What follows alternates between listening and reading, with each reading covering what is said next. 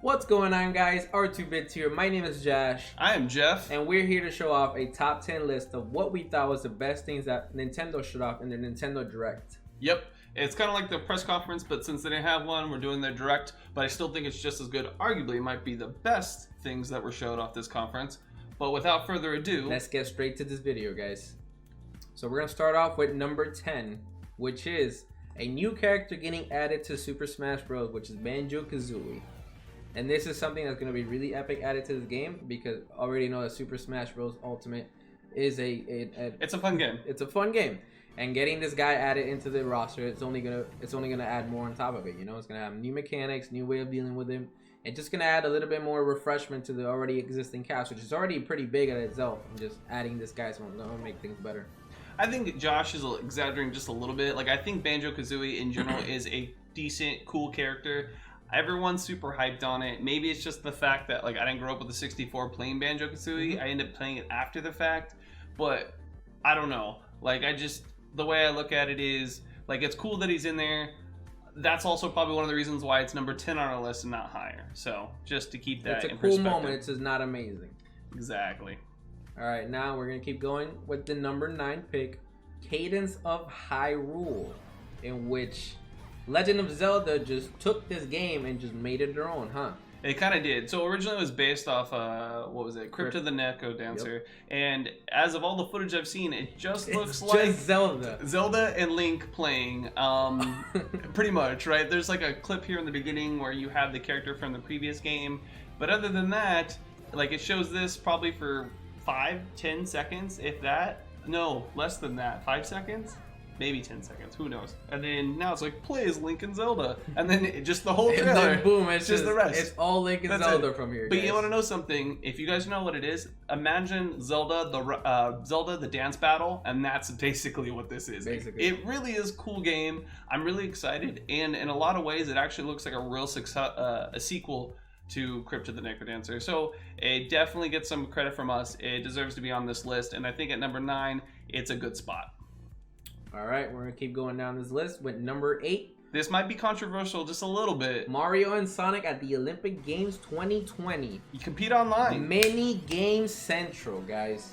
You know what? I think what's better than one game having one game that has 20 mini games inside of it? I think it might have more than 20. It might have a lot more. I played the previous one, and I know it's really easy to write off and be like, "Oh, this looks like trash." But the truth is, it looks good and it actually plays good. Like the last previous Mario and Sonic Olympic games have been pretty fun. Yeah. And I'll be honest, this just looks like a better version of those games. And I can't say enough about, like, you can't knock it off, man. It's definitely up there. Yeah, I mean, it just looks good. I mean, everything from track and field to soccer to boxing to, like, They have all kinds of shit. I hope they have archery again because archery was really fun in the previous one. Is that what you were about, the archery game? Yes. And I mean, it's just cool, like, and like, you get to skateboard with Yoshi. There's like, what other game can you skateboard with Yoshi? Okay, here's the selling factor. I know we're not here to sell it, but this is why I think we like it. Imagine if you could have, like, Mario Tennis, Mario Baseball, but just a bunch of more of those type of games in one, and that's this game plus Sonic characters. Boom. That's kind of what it is, and you get to play it on the Switch too. Well, of course. On the go. On the go. Oh my god. On the go. Number 7. Breath of the Wild sequel. Okay, and I think this is also kind of a controversial one because this game is 7. It's not number 1. It's not number 5. It's not 3. It's 7. And there's a reason why it's 7, because they did not show off anything besides announcing that it's a thing.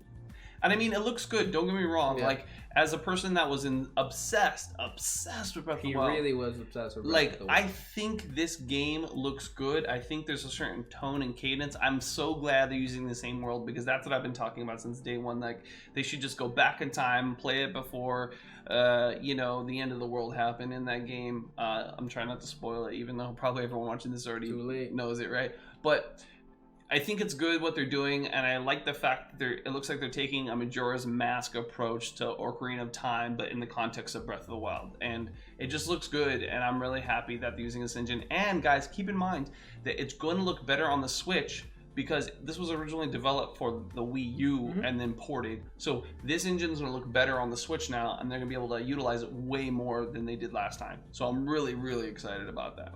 So sorry it's this low, but There's other. There's better stuff. Okay, if There's- that's 7, there's more stuff. Yeah, There's definitely. better stuff, right? So now we're gonna keep going on with number 6.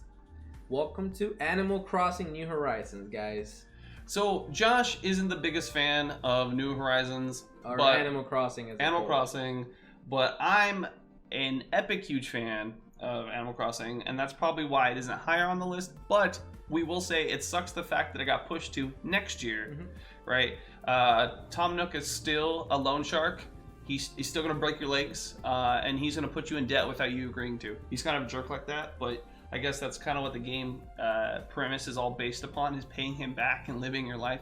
The one cool thing about this game that is different is you're on a deserted island and you're making your city essentially on the island itself. So instead of you becoming a mayor of a city or moving into a city, you yourself are making the city from scratch. And then you can have people come over, move in, and do all your basic Animal Crossing stuff that you would normally do, which looks cool. And I mean, the graphics look great. Gameplay wise, it looks like they're adding like a crafting system to it, which I think looks kind of cool. I don't want to say it's survival, right? Because they're not going to go survival, but like that. But they do have crafting, and I think that looks really cool. And it's kind of exciting because I think it's just going to add more to the gameplay, and I think it's the next logical step for the game anyways. So. Number 5. We gotta go with Empire of Sin. So now this is one of those games that I think is going to be a little bit controversial, only in the sense of the people are like, what is this game? What is it about? Like, why is it on this list? And the truth is, it's on the list because it's a tactical game. It's Tactical Mafia Wars. Yeah, it really is. And I mean, if you guys would play Mario Rabbids, imagine that, but in a more realistic setting with like mobsters and gangsters.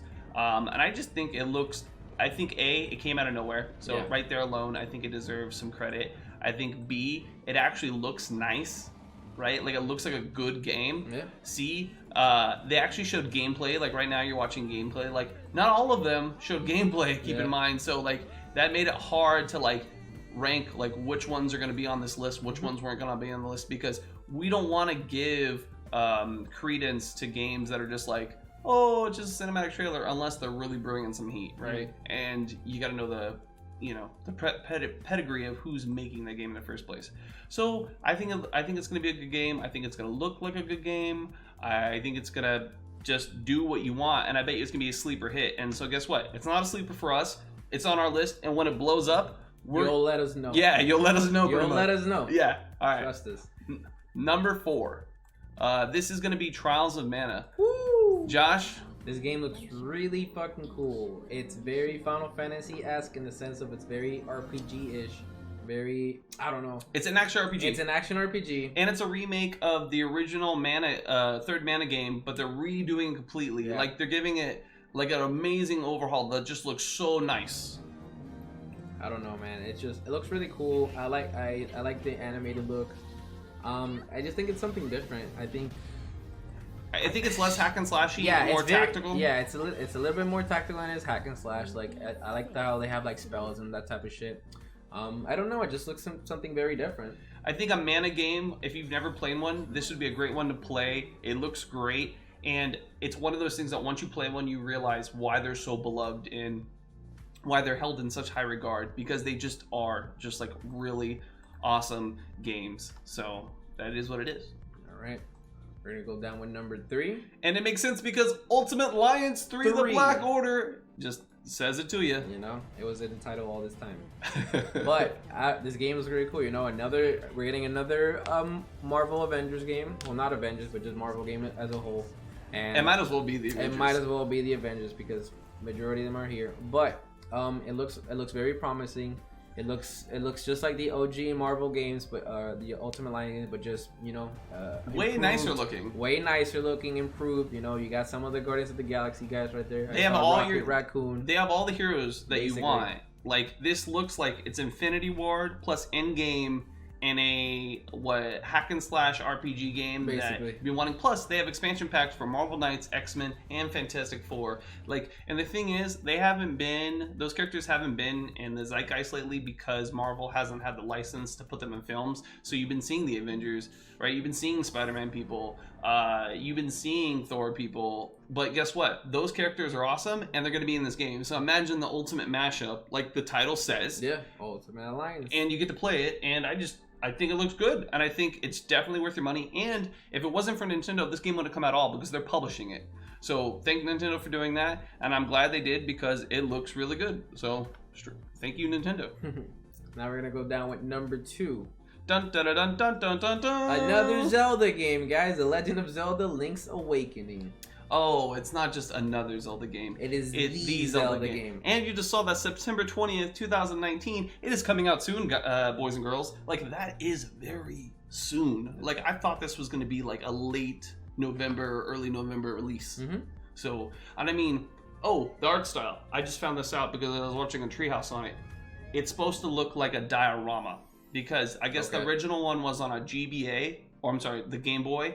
And so it felt like this little, like this big universe in your hands. Mm-hmm. And so when they redesigned this, they wanted to feel like a diorama, and so that's why all the graphics and stuff have this kind of chibi look, little feel, like it's made out of little props and kind of realistic. Kind of looks like they're made out of clay and shit. Actually. Yeah, and I think that's what they were going for.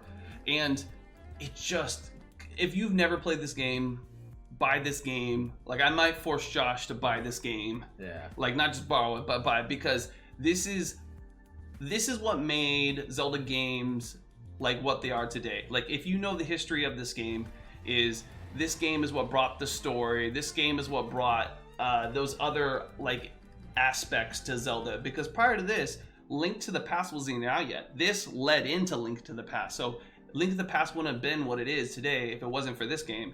And so it's definitely worth playing. Plus, Josh, they added Dungeon Maker mode. They added what is Mario Maker-esque in this game. Imagine Legend of Zelda Mario Maker.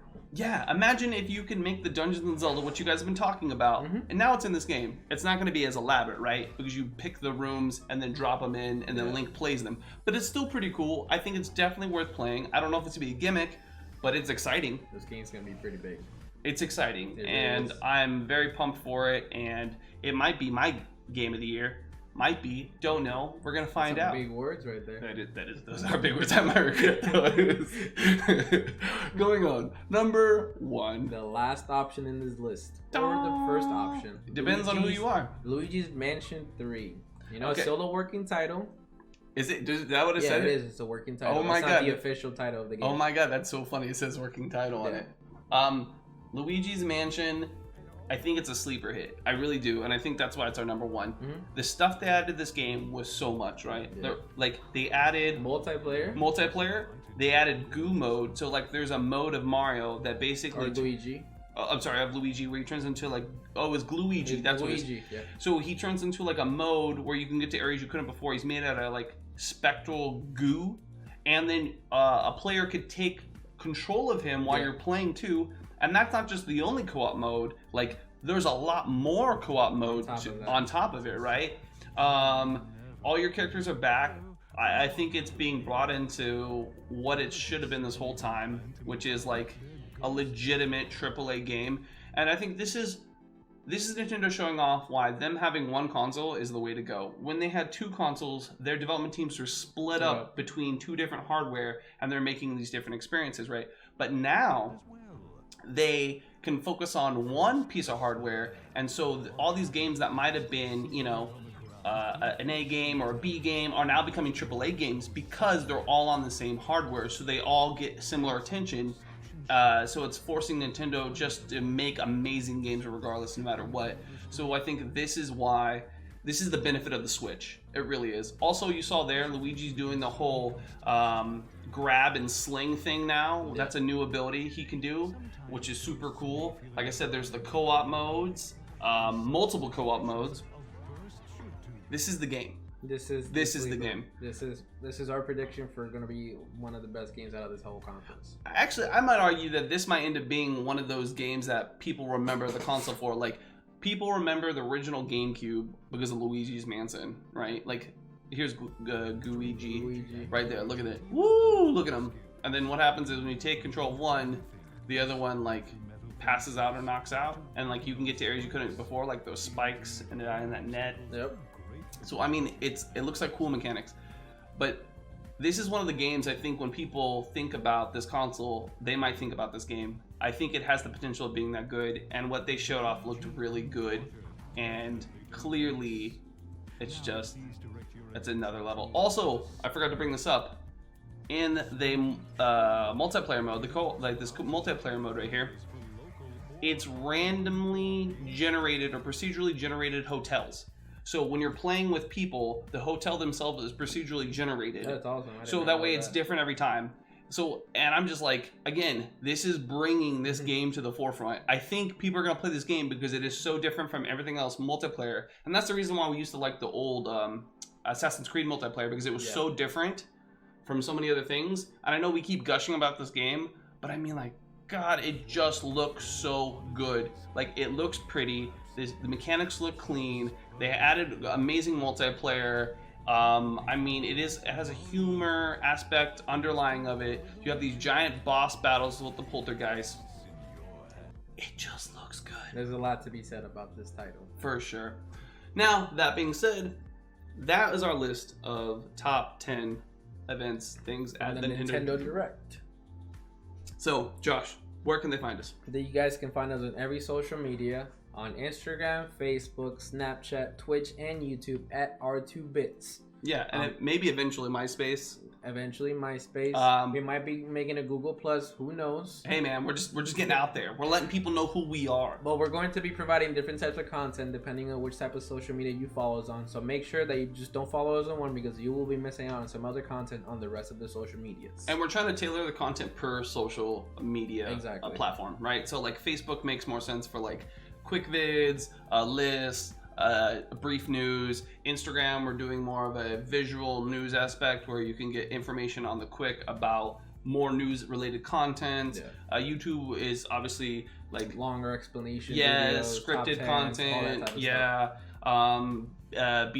Behind the scenes, right? BTS is Snapchat, Instagram stories, maybe Facebook stories. I don't know, but we're trying to tailor the content per different platforms. So check us out on the different platforms, because we are going to be posting different things.